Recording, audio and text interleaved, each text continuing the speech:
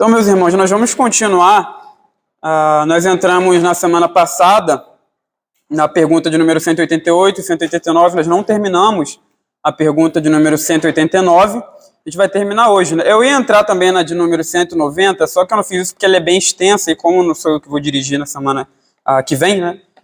Provavelmente eu não ia conseguir terminar hoje, então eu deixei, mesmo que seja um trecho breve, né? Que a gente deixou para terminar hoje, então eu preferi dessa maneira, né? A gente vai terminar a pergunta de número 189. Para lembrar aqui os irmãos, a gente viu já na pergunta de número 186, a pergunta lá é que regra Deus nos deu para nos orientar na oração. Nós vimos que Deus nos deu as Escrituras, né, para nos orientar, e as Escrituras nos orientam de várias maneiras na oração. Todo o conteúdo das Escrituras nos orientam, porque elas nos revela sobre Deus, ela nos fala quem Deus é, qual é a nossa condição, o que Deus está fazendo no mundo, né? Como Ele age, qual o seu plano final. Então, nesse sentido, como ela nos revela esses aspectos do ser de Deus e também a nossa condição, quem nós somos, a Escritura serve para nos orientar na oração.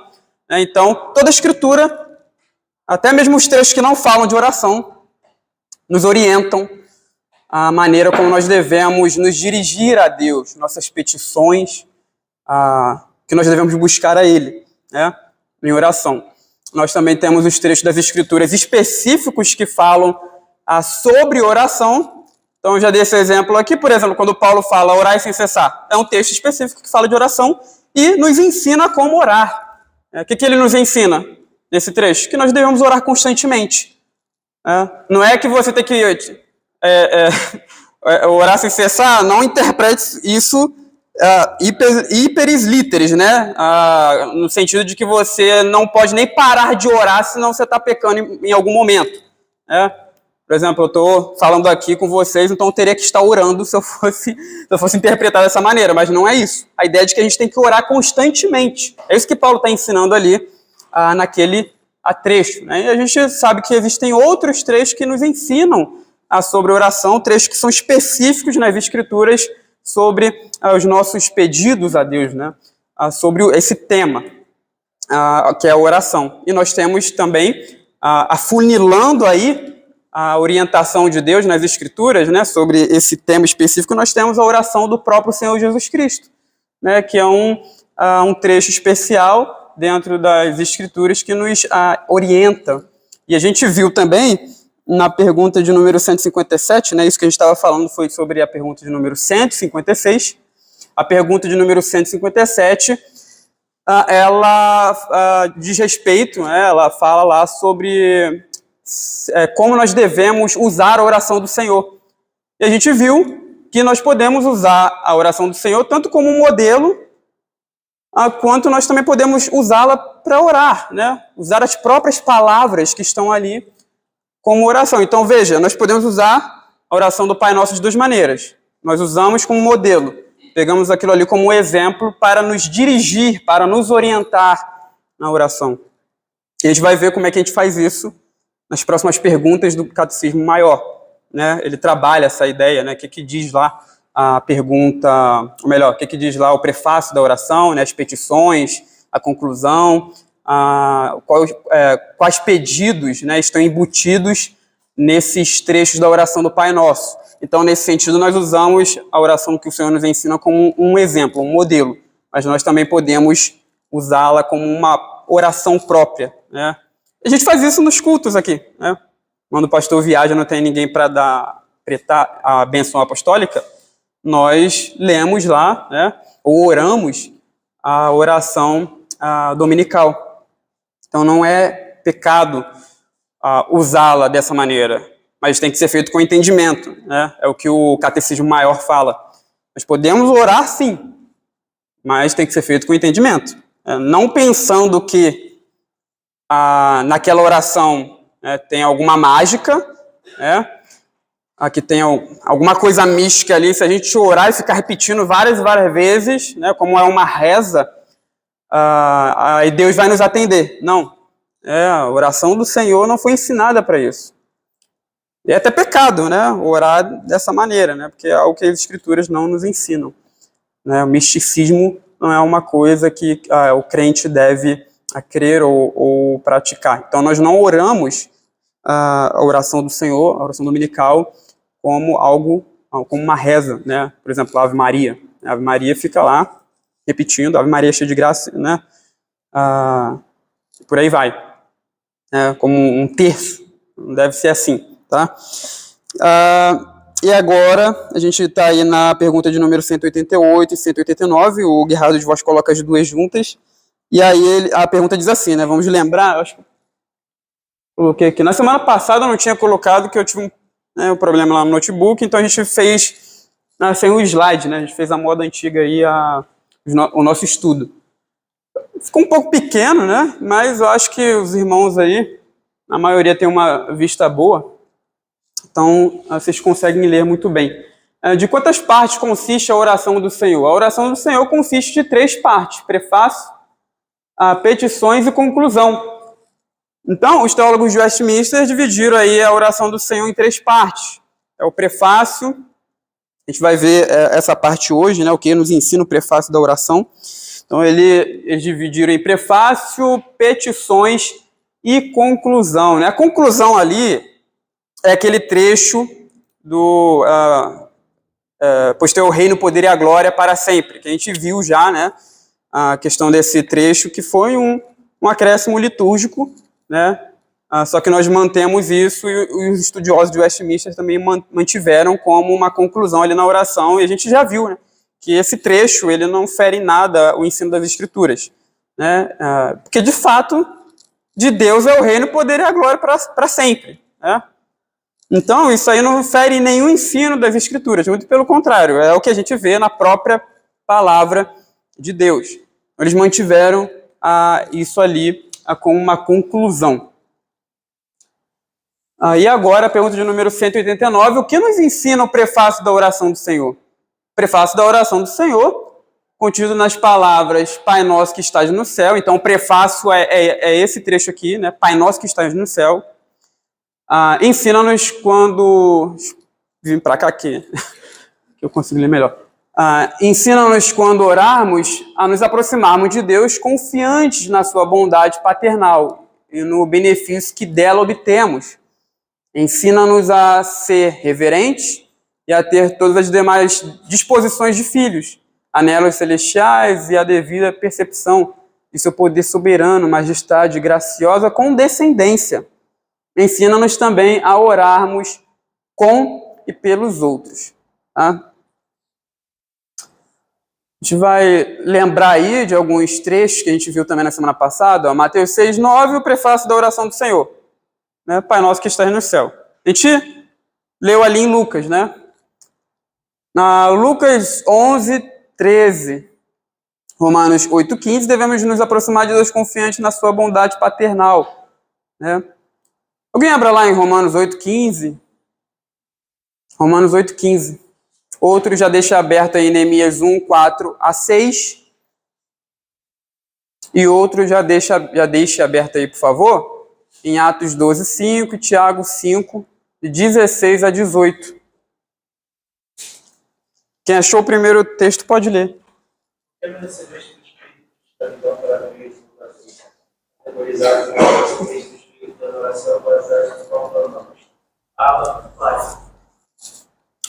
Então, devemos nos aproximar de Deus confiante na sua bondade paternal. Né? A ideia ali de que nós recebemos o espírito de adoção que clama Abba, Pai. Lembra lá que Abba, o que é Abba? É a maneira aramaica de falar pai, é uma maneira carinhosa ou íntima, né? Então, por isso, Abba, Pai. E a gente deve se chegar a Deus, nos aproximar dele confiante na sua bondade paternal, né? Lembrando que ele é nosso pai, ele cuida de nós. Aí, como pai, ele é bondoso para conosco. Neemias 1:4-6. Tendo eu ouvido estas palavras, assentei e chorei, e lamentei por alguns dias, e estive jejuando e orando perante o Deus dos céus. E disse: Senhor, Deus dos céus, Deus grande e temível, que e guardas a aliança e a misericórdia para com aqueles que te amam e guardam os teus mandamentos. Estejam, pois, atentos os teus ouvidos e os teus olhos abertos para acudires a oração do teu servo, que hoje faço a tua presença, dia e noite, pelos filhos de Israel, teus servos, e faço confissão pelos pecados dos filhos de Israel, os quais temos cometido contra ti, pois eu e a casa de meu pai temos pecado. Então, a ideia ali, né, de que devemos orar consciente do poder soberano de Deus, de sua majestade e graciosa condescendência. Então, veja aqui que no texto, Neemias, ele fala a Senhor, Deus dos céus. E lembra lá que a gente já viu isso. Deus, ele não é nosso igual, ele está nos céus e nós na terra. Ele é superior a nós, ele é majestoso, ele é glorioso. Então, Senhor, Deus dos céus. Aí chama aquele Deus de grande e temível, que guardas a aliança e a misericórdia. A ideia de que Deus é condescendente. Ele é benigno, ele é misericordioso, ele se importa com nós, né? Conosco. Então ele guarda a aliança e a misericórdia para com aqueles que te amam, né? Para aqueles que o amam e guardam os seus mandamentos. E por fim, Atos 12, 6 e Tiago 5, 16, 18, devemos orar com e pelos outros. Quem achou pode ler Tiago, ou melhor, Atos, né, e depois Tiago. Estava guardado no cárcere, mas havia oração incessante a Deus por parte da igreja a favor dele. Então, a igreja estava orando incessantemente por Pedro. Devemos orar pelos outros. Isso aqui é óbvio, né, meus irmãos? Isso aqui é muito claro, né? Todo mundo sabe que nós devemos orar uns pelos outros, né? Mas é bom lembrar, né? Porque nem sempre a gente faz isso. Na verdade, às vezes a gente está preocupado, anda preocupado demasiadamente conosco, né? Com as nossas necessidades, com as coisas que nós queremos, com os nossos desejos. Quando a gente se ajoelha, se chega diante do Senhor, a gente só se importa conosco e só fala, né, do que nós precisamos. Mas nós temos irmãos que precisam também, né? Então, a ideia de que nós devemos orar pelos outros, a gente está lembrando aqui, porque o nosso coração, de fato, é egoísta e precisa ser instruído e lembrado de que nossos irmãos precisam das nossas orações também, né? Então, a Bíblia ela nos chama a isso, a orar pelos nossos irmãos, pelos outros. Claro que não somente pelos irmãos, né, mas também por outras pessoas, né, até mesmo aquelas que não fazem parte da igreja, né? E Tiago 5, 16, 18. Confessai, pois, os vossos pecados uns aos outros, e orai uns pelos outros, para serem curados. Muito pródigo sua eficácia a súplica de Deus. Elias era homem semelhante a nós, sujeito aos mesmos sentimentos, e orou com constância para que não chovesse sobre a terra. Por 3 anos e 6 meses não choveu. E orou de novo, e o céu deu chuva, e a terra fez germinar seus frutos. Então perceba que o texto de Tiago também fala, né, para confessarmos pecados uns aos outros, né, orarmos uns pelos outros, e Atos, além de falar, né, que a gente tem que orar pelos nossos irmãos, por outros, fala ali que a gente tem que orar com outros também, né? A igreja junta ali orava por Pedro. E é o que nós viemos para fazer aqui hoje, né? Orar com os outros, orar pelos outros, é o que a Bíblia nos ensina. A gente já viu isso na semana passada, a gente está lembrando aqui algumas coisas, a gente vai lembrar, tá? Até porque alguns irmãos, é importante porque alguns irmãos não estavam, né? Então, a gente pode lembrar aqui, também para quem estava vai relembrar o que a gente viu. Então, como está dividida a oração do Senhor?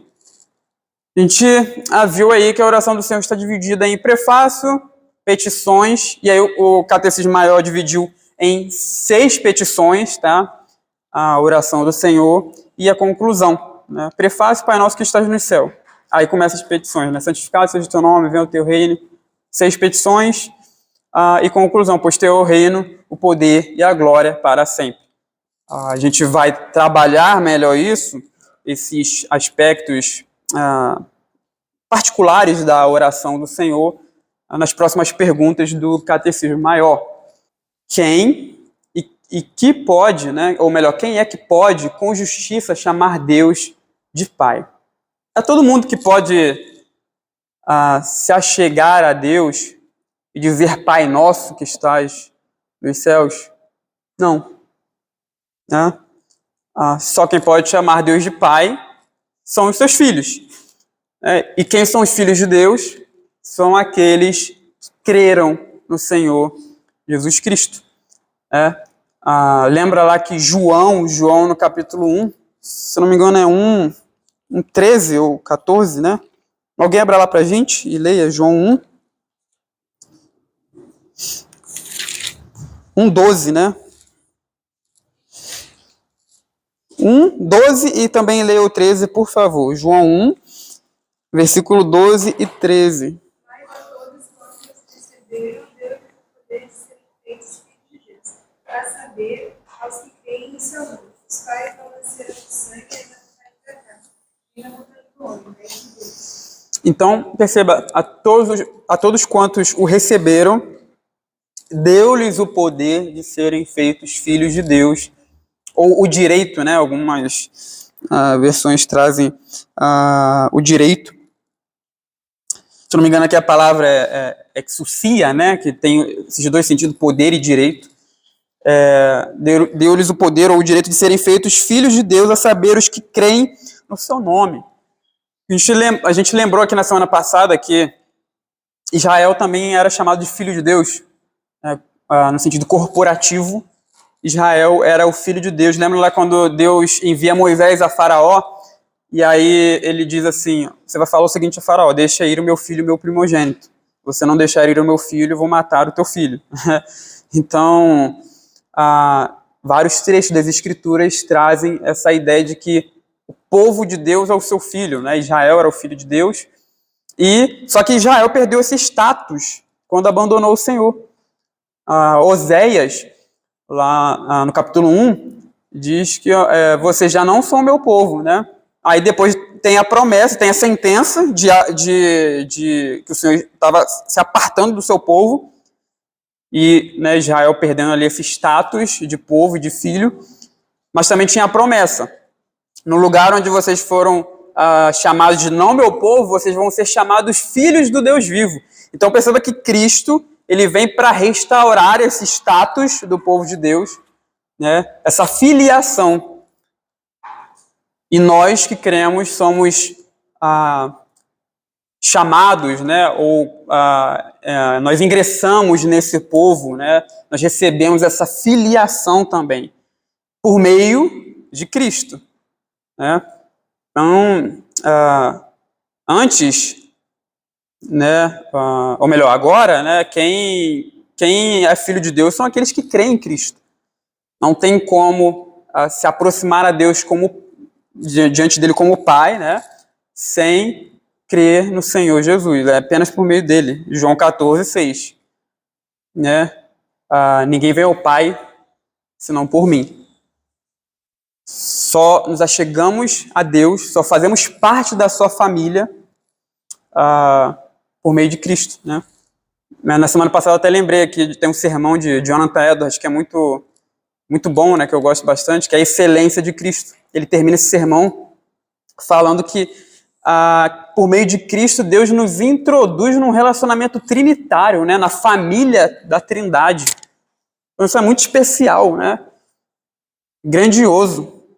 Nós que vivíamos longe de Deus, agora nós somos chamados a Ele, nós ingressamos nessa família de Deus, né? Na Trindade. Então, a minha dúvida é se um ímpio orar, católico, o que acontece? É só rejeitar a oração, não tem proveito nenhum? Sim. É claro que, via de regra, sim, né? Agora, Deus pode se compadecer e ter misericórdia? Pode, mas eu não vejo isso como algo comum na Escritura, algo comum na Bíblia. Né? O que a Bíblia fala é que Deus ouve quem o obedece, né?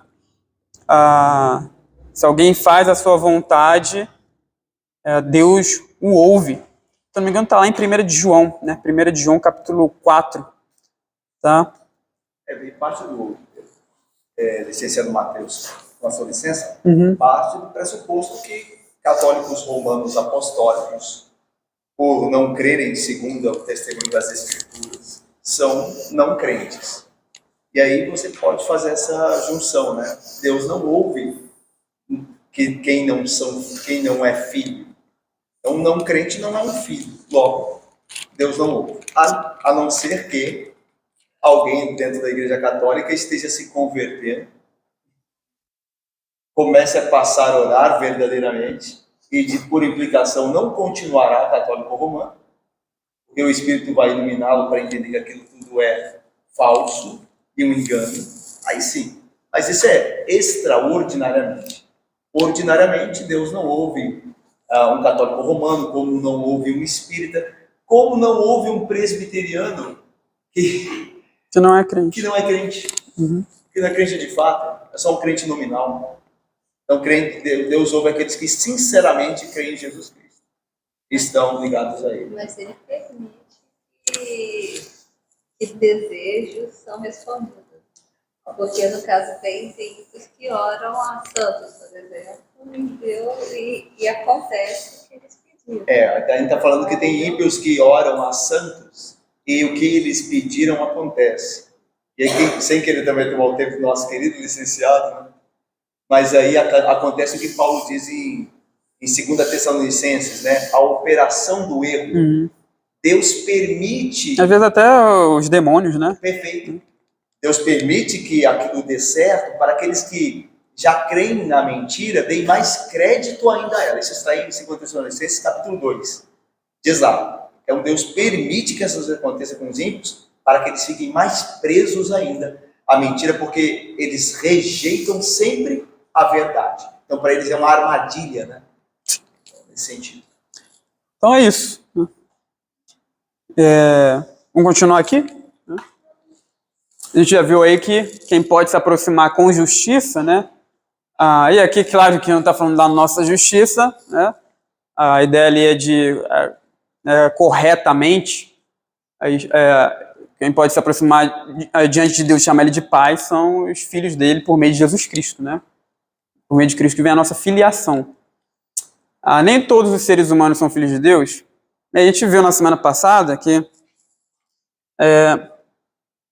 normalmente as pessoas elas não têm essa concepção, né, ou melhor, elas têm essa concepção, né, de que todos são filhos de Deus. Elas pensam que todos são filhos de Deus. E normalmente os crentes, né, pessoas que estudam, né, os crentes que já, né, procuraram, né, saber sobre isso, estudaram sobre esse assunto, sobre filiação, eles têm a concepção de que não, né, somente os crentes são filhos de Deus, os ímpios não são. Nós vimos que existe um texto na Bíblia, um apenas, né, que mostra pessoas, né, os seres humanos em geral, como filhos de Deus, porque Deus os criou. Tá? Então, nesse sentido, né, não no mesmo sentido que a gente, fique claro isso aqui, né, que fique claro isso.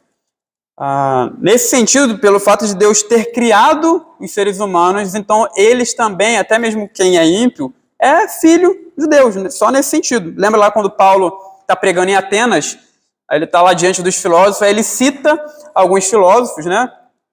Aí ele fala assim, também dele todos nós somos geração, né? Ou somos descendência. Ali é exatamente essa ideia, de que nós viemos dele, tá? Adão também foi chamado de filho de Deus, embora não fosse adotado em Jesus Cristo, né?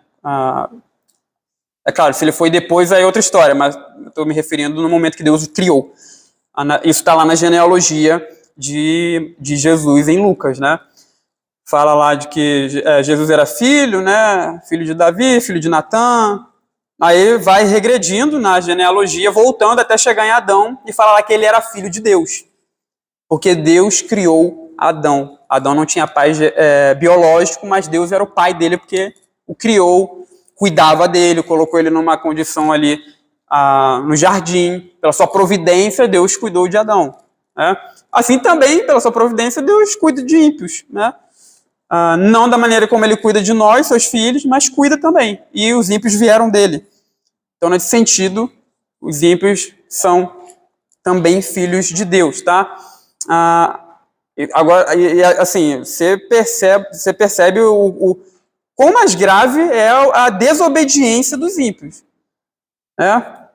Porque se eles são filhos nesse sentido, o correto seria que eles tomassem consciência disso e obedecessem à voz de Deus, como de fato o filho deve obedecer ao pai.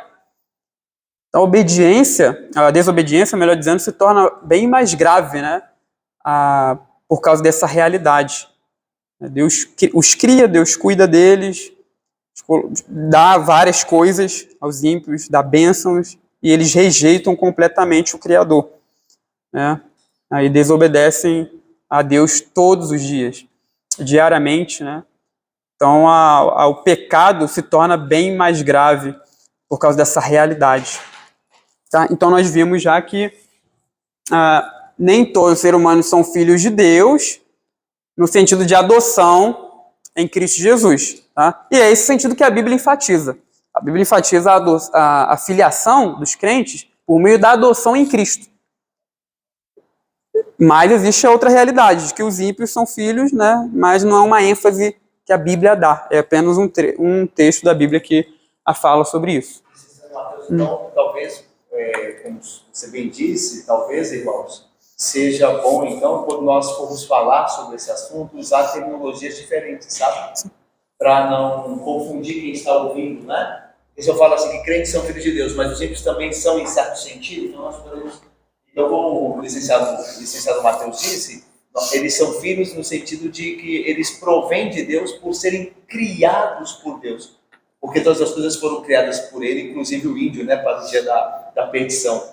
Então, a gente poderia usar termos, né, como os ímpios são criaturas de Deus e nós, filhos, por adoção. Entendendo que os ímpios vêm de Deus nesse aspecto. Ou seja, Deus os criou e os mantém, mas não se relaciona com eles como se relaciona conosco. Então, para evitar... Né, já que não é uma ênfase também, né, bíblica. Criaturas e filhos, de maneira distinta. Sim. E terminando, né? Deixa eu ver a hora aqui. E ver aqui, porque nas últimas 2 reuniões a gente falou pra caramba, né? Que atitudes devem ter os crentes para com o seu Pai Celestial? Uma atitude de confiança na sua bondade paternal e no benefício que dela obtemos. Com benefício, o catecismo quer dizer o tanto da bondade de Deus que nos favorece. Devemos compreender que o nosso Pai Celestial nos ama e cuida de nós e que não é vão nem inútil nos aproximarmos do seu trono em oração. Essa atitude de confiança em Deus como nosso Pai procede da obra especial do Espírito Santo em nossos corações. A gente já viu esse trecho, né? Então, nós temos esse benefício, né? Deus é o nosso Pai Celestial, nos ama, cuida de nós, então não é vão nem inútil nós nos aproximarmos dele diante do seu trono em oração, né? Confiantes. A Bíblia fala lá em Hebreus, né? Que nós nos aproximamos, para nós nos aproximarmos confiadamente ao trono da graça, a fim de encontrarmos graça para socorro em ocasião oportuna. Então, nós podemos chegar confiantemente diante de Deus. E mesmo quando Ele não nos atende, isso não é inútil. Essa confiança pela qual nós nos achegamos, ela não é vã, né? Ela não é inútil. Até porque oração não é só para obtermos aquilo que nós pedirmos diante de Deus. Oração é bem mais que isso. Nós oramos também para nos relacionarmos com Deus, né? Você não fala só com teu pai terrestre só quando quer coisa dele, né? Você não conversa com ele só para pedir coisas. Se faz isso, está errado, né? Obviamente. Eu não duvido nada que tenha gente que faça isso, né? Mas se faz, está errado. A gente conversa com o nosso pai terreno também por relacionamento, né? Então, mesmo quando nós nos achegamos ao nosso Pai terreno, quando nós pedimos a Ele algo e Ele nos nega isso, a gente está ainda conversando com Ele, se relacionando com Ele. Nós conversamos também com Deus para nos relacionarmos com Deus, para colocar o nosso coração diante dEle, para esperar dEle também que Ele molde o nosso coração segundo a sua vontade, né? E também na oração nós aprendemos a nos submeter a Deus. Nós temos que ir a Ele com esse espírito de submissão, né? Sabendo que Ele pode sim nos atender ou não, tá? Então a oração ela nunca é inútil. Até mesmo quando Deus rejeita aquilo que nós pedimos, Ele não nos atende por causa da sua soberania, sabedoria infinita e justiça, a oração ainda é válida, é útil para nós, tá? Então nós podemos nos aproximar diante dele com confiança. Aqui aprendemos do pronome plural nosso na expressão Pai Nosso que estás nos céus. Desse pronome no plural, podemos aprender que devemos orar com e em favor dos outros. A oração não é apenas uma questão individual. Há o que se chama oração em conjunto e também oração intercessora. Cada crente em Cristo individualmente é parte de um grande organismo, a Igreja Invisível, ou o corpo de Cristo. Cada um desses crentes está ligado aos outros membros desse organismo espiritual. Cada um deles deve estar interessado no bem-estar dos outros. A relação de Deus conosco como Pai é algo que partilhamos com todos os outros crentes em Cristo. Por isso deveríamos orar com e em favor dos outros, quando a ocasião exigir e houver a oportunidade. Então, o Pai Nosso que está nos céus, perceba que Jesus não fala ali, não ensina na oração, Pai meu, ou meu Pai está nos céus, embora a gente possa orar dessa maneira, né? Meu Pai. Porque Deus é o Pai dos crentes individualmente. Mas o Pai Nosso ali nos chama para essa ideia da oração em conjunto, né? O povo de Deus, ele os crentes individuais fazem parte de um todo, né? De um grande povo. Nós somos membros de uma mesma família, então o Pai Nosso nos ensina a orar com os outros também, né? Nós não devemos pensar que a nossa espiritualidade e a oração faz parte disso, deve ser exercida individualmente, tá? Em todo o tempo. Claro que tem a parte individual. Nós fazemos devocionais sozinhos, né? Oramos sozinhos, não tem nenhum problema nisso. Mas essa é uma parte da nossa espiritualidade. A espiritualidade completa não é exercida, né, eu sozinho. Tem o povo de Deus, né? E a Bíblia dá bastante ênfase a essa característica dos crentes, né? A ideia corporativa. Nós somos um corpo, nós somos um povo. Nós precisamos uns dos outros. Nós estamos com outras pessoas, como um corpo, como um povo caminhando para um lugar com o mesmo objetivo, esperando as mesmas promessas. Então, nós somos um povo, nós somos um conjunto. O Pai Nosso nos chama a orar com outras pessoas também. Então, isso é muito importante. Tá? Alguém tem alguma pergunta? Deus pode responder explicitamente a oração se casos extraordinários? Parece ser um sinal, uma coisa extraordinária. Depende. Depende. Essas coisas são difíceis de julgar, né? Então, Deus pode, certamente, mas ele costuma fazer. Eu não entendi a tua pergunta. Se Deus pode responder uma oração... Sobre os dois. Eu tenho essa dúvida porque em algumas igrejas se pega muito, né? Deus pode responder explicitamente as orações, fazer um sinal, alguma coisa acontecer. Responder explicitamente já é, por exemplo, se eu peço alguma coisa a Deus e eu recebo, já é uma coisa explícita. Não precisa Deus fazer um sinal para eu saber que aquilo vem deles. Acho que sim, né? Deus pode fazer qualquer coisa que Ele quiser, embora não seja normal, né? Não seja natural. Então, como nós falamos, né? Deus ele responde orações e a resposta às nossas orações já é um sinal explícito de que Deus já está fazendo, né? e Deus também responde orações que estejam, obviamente, de acordo com a vontade dele, né? Ele vai responder aquilo segundo a vontade dele. Então, se alguém pedir algo, Senhor, eu quero que aquela planta ali murche, ele não fará isso. Isso é uma coisa que tem objetivo, né? Agora, se alguém pedir, Senhor, dai-me santidade, Senhor, que eu ame os meus inimigos, Senhor, que eu seja mais frequente à reunião do teu povo. Essas coisas certamente Deus responderá. Então, o que está na Bíblia, né, aquelas coisas prescritivas, né, os textos prescritivos, as cartas, as recomendações apostólicas, essas coisas Deus responde. Outras coisas que Deus não prometeu responder, por exemplo, no caso de, só para qual o tempo, né? No caso de Ana, que pediu um filho, aquele é um texto narrativo. Aquilo não é uma prescrição. O texto não diz assim, toda mulher que pedir um filho a Deus, Deus dará. Deus não está falando disso. Ele está contando uma história, que no caso de Ana, Deus deu. Então, uma mulher infértil pode orar a Deus, Senhor, eu gostaria de ter um filho. Se essa é a tua vontade, amém. Mas pode não ser a tua vontade. Então, nesses casos, a gente tem que submeter-se ao não de Deus. Agora, aquilo que é prescritivo, não precisa nem perguntar se é da vontade de Deus. Senhor, dá-me mais santidade.